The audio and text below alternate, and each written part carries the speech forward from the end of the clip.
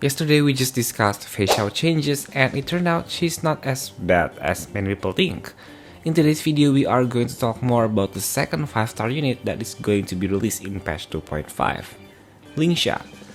Most of you guys constantly compare her with Gallagher and keep whining about how she's not worth it. But I'm not blaming you, because her V1 is almost having the same strength as Gallagher in terms of sustaining the team, and other utilities of course. Which is worrying because she is a limited 5-star that technically should perform a lot better than most of the 4 stars. That's why today we are going to see what kind of adjustments that the developer had given to her. Is she going to become a great unit or still decent? Let's find out. Need to remind you again, LINGSHA is a 5-star limited fire abundance whose main purpose is, of course, heals the team. But something that makes her stand out from other sustain units is that she has a summon or a rabbit pet called V1 that is going to have its own speed and turn in the action bar. LINGSHA relies on this rabbit action to heal, attack, and of course provide cleans to every member in her party. She can pretty much speed up the rabbit's action by casting her AoE skill. V1's or the rabbit's damage is considered as a follow-up attack damage. There is nothing changed about her main or trait stats. Unlike Facial that underwent 13 changes in total, LINGSHA only has a couple of adjustments and it's not even a big one or a game changer. Starting from her talent, she will summon a V1 in the action bar, and then once its turn arrives, it will perform a follow-up attack to all enemies, heals and cleans the entire team. Its base speed is slightly buffed from 80 to 90, so her rabbit is a little bit faster now. Her weakness break from her talent also reduced by a little bit. Maybe this is done so that she won't steal the break in, for example, Firefly's team. Aside from her talent, she also had a slight change to her A2. You guys already know that her healing can be further boosted by the amount of break effect and attack, right? Previously, the maximum amount of break effect that you can give to her is 250. Now, thanks to the recent changes, her healing bonus will be increased equal to 25 and 10% of her break effect and attack respectively. So now 200 BE is enough for her. Note that this is not increasing her healing, but instead makes it easier for you guys to build her later on, since the max requirement for her BE is reduced. And now let us take a look at her Eidolon Changes. Again, there's not much change in her Eidolon as well, only little adjustments to her 6th wand. Her last Eidolon is supposed to be reducing the enemy's all-type resistance by 20%, and her rabbit or V1 will have its attack to deal additional 3 damage, in which each of them will deal 5 toughness reduction. This V3 allows her rabbit to deal 4 damage instead. This is a good news for Whalers, since her last Eidolon is stronger now. 4 additional damage means more toughness reduction or equal to 20 units. I have explained in her previous video, toughness reduction is measured in units. So now she can pretty much obliterate anyone's toughness and thus will deal an insane amount of super break damage. Since most of her Eidolons are still the same as the previous version, I think her base Eidolon is going to be her E1. Of course, only if you guys are interested in them. Her E6 is no doubt very strong, but it requires a lot of stellar jades and money, that's why I don't really recommend it for you. Her first Eidolon is pretty good for Firefly's team. She can deplete more toughness as well as reducing their defense whenever they are in a weak broken state. Her second one is actually pretty good, but to spend so much jades to only boost 40% of your team's BE is not really worth it in my opinion. Don't start with her fourth, this is just absolutely worthless.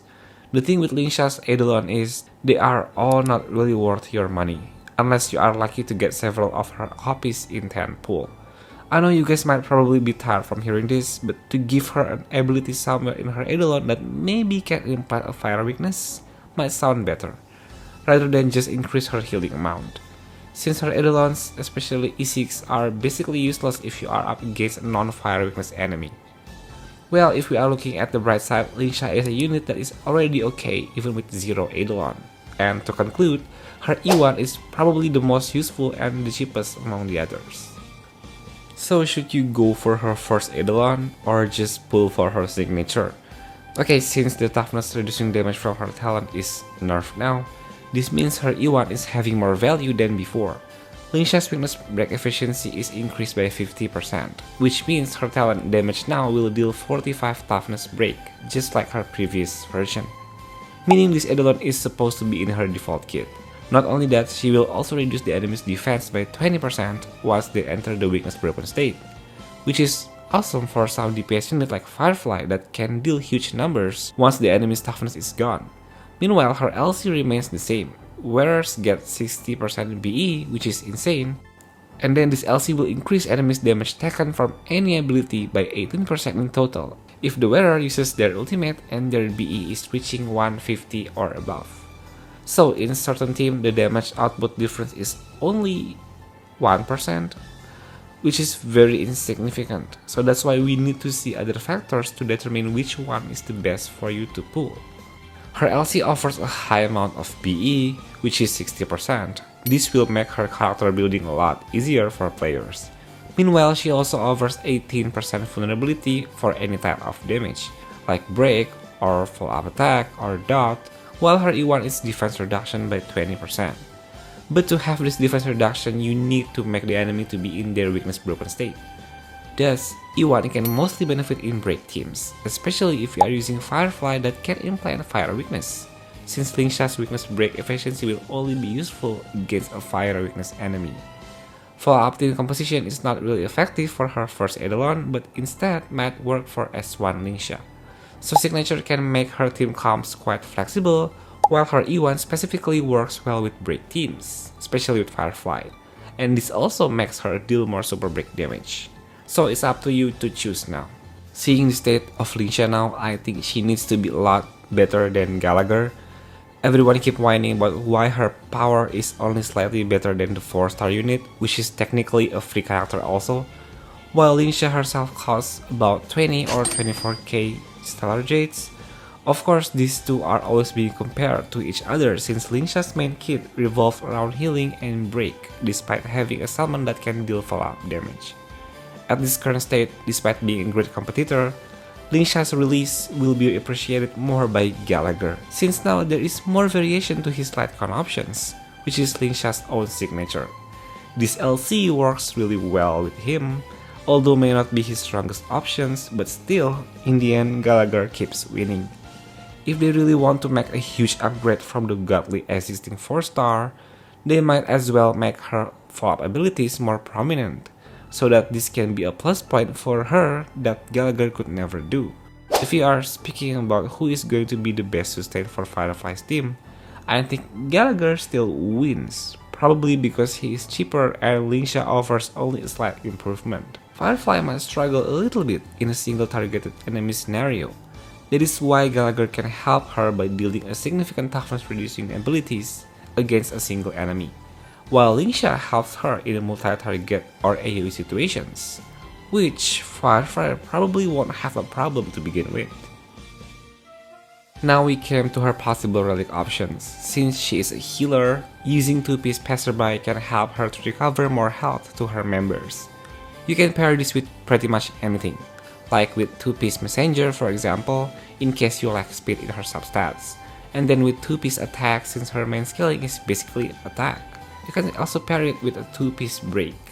And then if you want her to be more offensive in break teams, you might as well try the 4-piece of Iron Cavalry. Note that this may not be her best option, but it's still fun to try, I guess.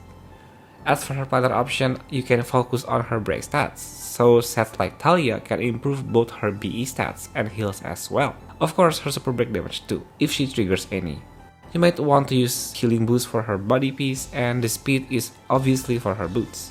You want to at least give her 134 speed or above, or even 160 if you can. And then you can try using attack stats on her Planar orb since her main scaling is from attack. You can choose either energy rope or break effect, but since what is real is F2P LC that you can get, and it's also give the wearer a decent amount of break effect, I think giving her energy on her rope is a safe option to have that 3-turn ult. When it comes to her Lycon options, the best one is her signature LC. It gives a huge amount of break stats, and then it also increases enemies damage taken by 18% if your BE is reaching a certain threshold. Other options like LOCHA signature is surprisingly good for LINGSHA. It will give her 24% attack, which is a stat that is greatly appreciated by LINGSHA, and then whenever the wearer hit different enemies, they will gain energy. As we all know, all of LINGSHA's abilities are AoE, so she can pretty much proc this passive really well. And when she casts her ultimate, it will give the whole team member speed increase as well. Huohuo's LC is supposed to be also a valid option for 5-star, but since this LC will give the whole team attack, whereas LINGSHA's most effective possible team comps are break teams that won't be needed attack boost that much, I guess she will only benefit from the additional energy regen for this LC.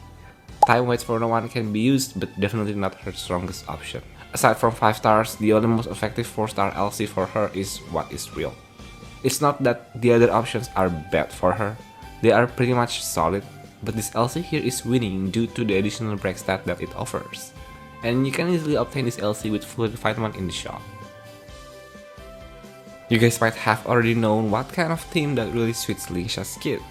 And yes, of course, the break team. Firefly is going to be the main DPS as well as implanting fire weakness so that LINGSHA could also contribute in depleting enemies' toughness. Harmony MC here is to boost the whole team members' break effect stat, activate and increase all allies super break damage. They can also act as a sub DPS once the enemy is already in a weakness broken state, since they will deal significant damage. Warmei here is to give weakness break efficiency as well as contributing break damage. She will also increase her team's all-type rise penetration. LINGSHA of course is going to be the sustain that can also increase the enemy's break damage taken, while also contribute some super break damage. That is why Firefly is going to be the one that synergizes well with LINGSHA due to her ability to implant fire weakness. LINGSHA's performance will be greatly increased in this team with her E1. She can also form a team with Boot Heal. Take note that LINGSHA here will not contribute much in reducing the opponent's toughness. What Boot Heal offers is a physical implant. But the situation is different in case you are up against an enemy that also has a fire weakness. But how about her performance outside of the break teams? Like a follow-up team maybe? Well, there's one character that comes to mind. Yes, she's the cold, beautiful, and elegant moneylender, Jade. They both can form a team to clear Purification content. LINGSHA here is the one that is going to be the depth collector. Having AoE skills and follow-up attack can be the driver to trigger Jade's talent frequently. You can also give LINGSHA a little crit stats if you can to further help increase this team's damage output. So, pull or just skip? Overall, LINGSHA is a pretty good unit, but I'm afraid she's not needed that much in the game, well at least for now, considering she is only a side grade from Gallagher. Her role is pretty much similar to the already existing character. Her best synergy is with Firefly or Break team, but her own existence can be easily replaced and this team can still run just fine even without her. So if you already have a well-invested Gallagher, I don't think it's worth it to spend about 20k Stellar Jades to get another Gallagher. But if you happen to lack of limited sustain character, let's say you only have one healer or tanker and then Gallagher is not yet coming home, but you desperately need to clear MOC or other contents, but somehow this lack of sustains is your main problem, then I guess it's worth to pull on LINGSHA's banner. But despite having low to mid pull value in this patch, it's also exciting to wait and see what the developer is capable in the future to make LINGSHA to be a future-proof unit. So what do you guys think about V3 LINGSHA? Already enough, or are you guys still waiting for her V4 changes? Let me know in the comments, and you can also state what are the future adjustments that the developer needs to give her so that she can be a worthy sustainer. If you like this video, please leave a thumbs up and also turn on notifications since after this, I will be covering some changes to Mosaic. So stay tuned. Have a beautiful day and I will see you humans in the next video.